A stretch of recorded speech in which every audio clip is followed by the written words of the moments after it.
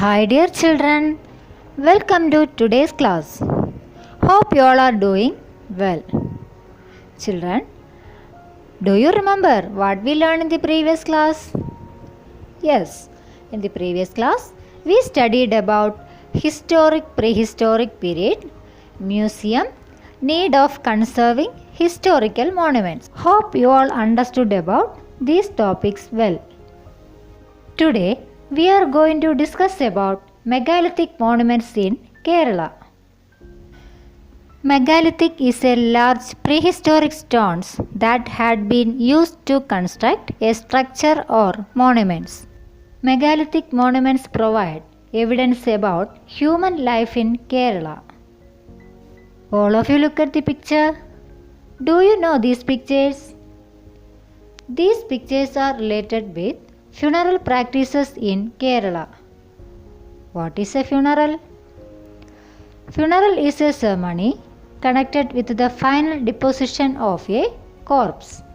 Let's see some features of megalithic monuments in Kerala. First one is Kudakallu. It is a megalithic monument found in Kerala. It's a part of old tomb. After dead body was placed in the tomb, an umbrella-shaped block was kept over there to identify the place. It looks like an umbrella, that's why it is known as umbrella stone. This is the picture of Muniara. These are burial chambers made of 4 stones placed on the edges and covered by a 5th stone called capstone. This is Nannangadi. These were also used for burial purposes. Nannangadis are big clay jars containing remains of the dead. It was placed in a pit and a big flat stone was placed over the mouth. Different types of burials were practiced in ancient times. Understand? Next we will move to reckoning time. Reckoning means the action or process of calculating or estimating something. Timeline. A timeline is a list of events in the chronological order. Chronological order means the order in which events occurred. Historians use a timeline to record the events in history. Here is a list of events related to Indian independence. India attained independence in 1947. The formation of the state of Kerala was in 1956. Gandhiji led Salt Satyagraha in 1930. Quit India agitation was in 1942. India became a republic in 1950. Can you arrange these events in the chronological order? Here, chronology is measured based on the year of Indian independence. 1930 Salt Satyagraha, 1942 Quit India agitation, 1947 Indian independence, 1950 Year of Republic of India, 1956 Formation of Kerala state.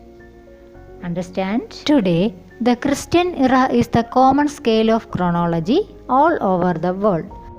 The period in history is divided into AD and BC. BC means before Christ, AD means Anno Domini, which means year of our Lord. BC is used to refer the events before the birth of Jesus Christ. In BC, the year comes backward.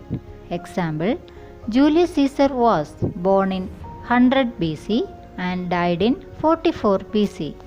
AD is used to refer the events after the birth of Jesus Christ. AD 800 means 800 years after the birth of Jesus Christ.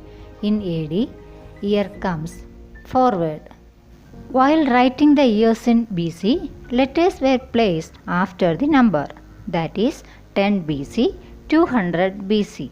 In AD, letters were placed before the number. AD 100, AD 200, like this. See, this picture will help you to recognize the concept of AD and BC. The 0 shows the birth of Jesus Christ. This number shows the years after the birth of Jesus Christ, that is AD. These numbers shows the years before the birth of Jesus Christ, that is BC. Children, do you know what is meant by CE and BCE? AD is known as CE, that is Common Era, and BC is known as BCE, that means before Common Era. Understand? Children, hope all of you understood about the concept of AD and BC.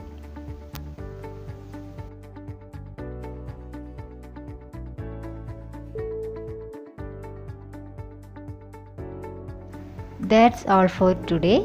See you in the next class. Thank you.